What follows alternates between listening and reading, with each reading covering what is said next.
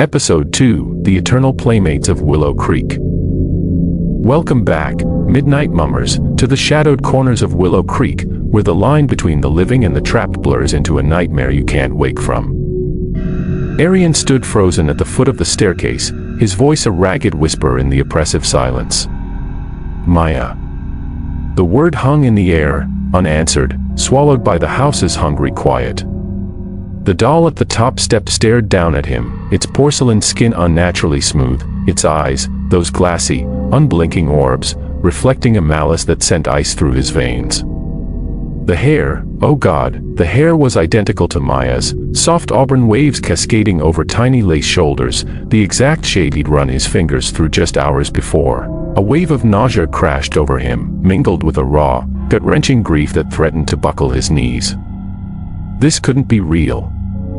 It had to be a cruel joke, some hallucination born of exhaustion. But as he climbed the stairs, each creak of the wood amplifying his dread, the doll's painted smile seemed to twitch, widening into a grotesque leer.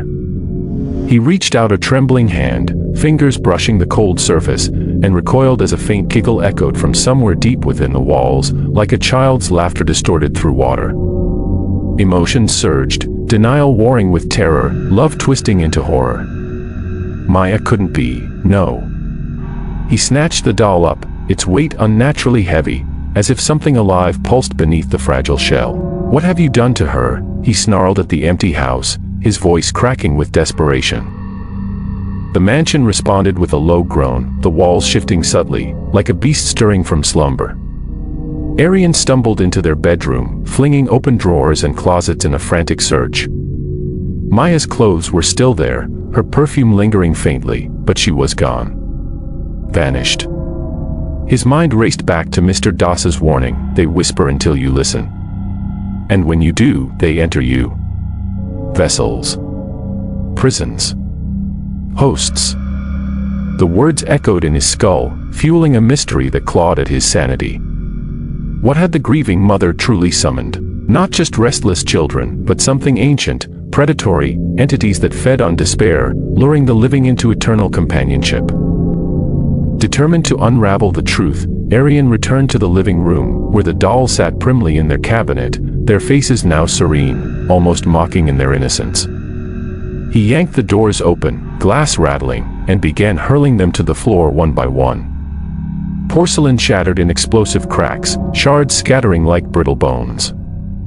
But as the last doll hit the ground, a whisper slithered through the debris. Play with us, Aryan, forever. He spun around, heart thundering, but the room was empty. Shadows danced unnaturally in the corners, coalescing into fleeting shapes, small, childlike figures that dissolved when he blinked. Paranormal tendrils wrapped around his thoughts, planting seeds of doubt. Had Maya listened too closely? Had she become one of them? Sleep evaded him that night. He barricaded himself in the study, poring over old newspapers he'd found in the attic, yellowed clippings from the 1920s detailing the mansion's tragic history. The grieving mother, Eliza Hawthorne, had been a recluse after her daughter's death from a mysterious fever. Rumors spoke of occult books smuggled from forbidden libraries, rituals performed under blood moons. One article hinted at disappearances, servants who vanished after hearing childish songs in the night. Eliza herself had been found dead in the doll room, her body contorted, eyes wide with unspoken horror, a single doll clutched in her rigor mortis grip. The mystery deepened. Had Eliza trapped her daughter's spirit, or something far worse? Demons masquerading as innocence. Aryan felt a chill, the air grew colder, his breath fogging as if an invisible presence exhaled beside him. By dawn, exhaustion blurred his vision, but suspense gnawed relentlessly. A knock at the door jolted him, Mr. Doss, returning unbidden, his face etched with grim resolve. I sensed it, the investigator muttered, stepping inside without invitation. The house called to me in my dreams. Together, they ventured back to the west wing, where the locked door now hung ajar, inviting them into its maw. The doll room was transformed. Dust motes swirled in unnatural patterns, forming ethereal faces that screamed silently before dissipating. Mr. Doss lit a bundle of sage, its smoke curling like serpents, but the flames flickered erratically, casting elongated shadows that seemed to reach for them. As they delved deeper, Mr. Das recited incantations from his worn tome, his voice steady but laced with fear. Aryan confessed about the Maya-like doll, tears stinging his eyes, emotions raw, a cocktail of love, loss, and rage. "We have to find her," he pleaded. The investigator nodded, but his eyes held pity. "If she's been taken, she may not be herself." They uncovered a hidden compartment beneath the shelves, a leather-bound grimoire, its pages inscribed with arcane symbols that pulsed faintly, as if alive. Flipping through, Aryan gasped at illustrations of dolls with human souls imprisoned within, their essences siphoned by shadowy entities from beyond the veil. The paranormal elements intensified, a sudden gust extinguished the sage, plunging them into gloom. Whispers erupted, not one voice but a chorus, names of the lost, pleas for release, accusations of intrusion. Suspense built as they attempted a seance in the room's center. Mr. Das arranged candles in a pentagram, placing the Maya doll at its heart. "We call upon the spirits bound here," he intoned. The flames leaped high, shadows riding like tormented souls. Aryan's skin prickled, he felt unseen eyes boring into him. A voice emerged, not from the air, but from within his mind, Maya's, distorted and childlike. "Aryan, help me, they're so cold inside." His heart shattered, emotions overwhelming, hope flickering amid despair. But the voice twisted, "Join us, play forever." The doll's head snapped toward him, eyes glowing with an inner luminescence, cracks spiderwebbing across its face as if something pushed from within. Panic surged. Mr. Das shouted warnings, but the room came alive, dolls reassembled themselves from shards, levitating in a macabre dance. Ghostly apparitions materialized, pale children with hollow eyes, their forms translucent yet dripping with spectral ichor. One reached for Aryan, its touch burning like frostbite, whispering secrets of eternal loneliness. Mystery shrouded their origins. Were these the Hawthorne child's playmates, lured from graves? Or ancient wraiths disguised, hungering for new vessels?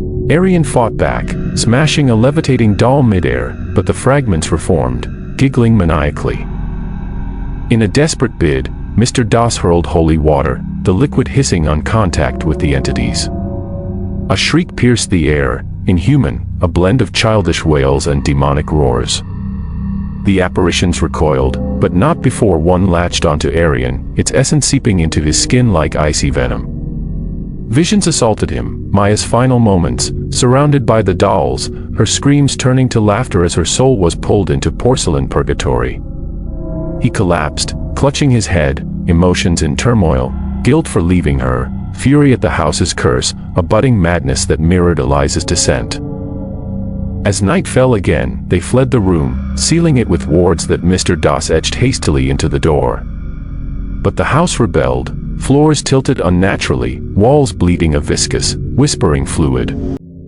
In the hallway, Aryan glimpsed a full-bodied apparition, Eliza Hawthorne herself, her gown tattered, face a mask of regret. "I thought I could save her," she moaned ethereally, her form flickering, "but I damned us all." She vanished, leaving a clue, a faded locket tumbling to the floor, inside a photo of her daughter, and runes hinting at a reversal ritual buried in the garden under the weeping willow. Emboldened by this mystery, Aryan and Mr. Das ventured outside under the moon's pallid gaze. The garden was overgrown, thorns snagging their clothes like grasping hands. As they dug near the willow's gnarled roots, the ground trembled, roots writhing like serpents. Suspense peaked, whispers rose from the soil, urging them to stop. They unearthed a rusted box containing ritual artifacts, a dagger etched with symbols, a vial of darkened blood, and a scroll detailing the original summoning. But as Aryan unrolled it, a gale whipped up, pages fluttering wildly. Paranormal fury unleashed, spectral children swarmed from the trees, their laughter a cacophony of madness, eyes blazing with hunger. Mr. Das began the reversal incantation, his voice quavering. Aryan held the locket aloft, calling Maya's name, tears streaming, emotions cresting in a plea for her return. The air thickened, charged with otherworldly energy.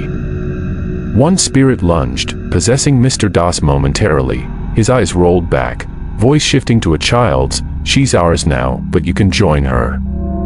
Aryan fought off the assault, stabbing the dagger into the earth as instructed. A rift seemed to tear open, a vortex of swirling shadows, pulling at their souls. But just as hope flickered, the ritual faltered. The scroll ignited spontaneously, flames devouring the words. The spirits howled in triumph, converging on Aryan. He felt Maya's presence strongest then, her essence brushing his mind. "Run, before it's too late." Mr. Das collapsed, foaming at the mouth, his body convulsing as something entered him. Aryan backed away, horror paralyzing him, the investigator's face contorted, twisting into a porcelain-like mask, eyes glazing over. Alone now, Aryan fled back into the house, the doors slamming shut behind him. The whispers pursued, louder, more insistent. "Aryan, come play." In the mirror, his reflection wavered, his features subtly shifting, hair lightening, eyes taking on a glassy sheen. Was he next? The mystery lingered. Could the ritual be salvaged? What darker force orchestrated this eternal game?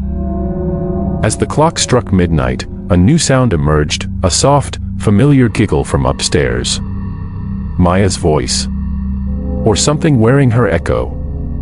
Aryan ascended, drawn inexorably, the doll room door creaking open in invitation. What awaited him in the circle of reformed dolls? And who, or what, would emerge from the shadows to claim the final host? To be continued.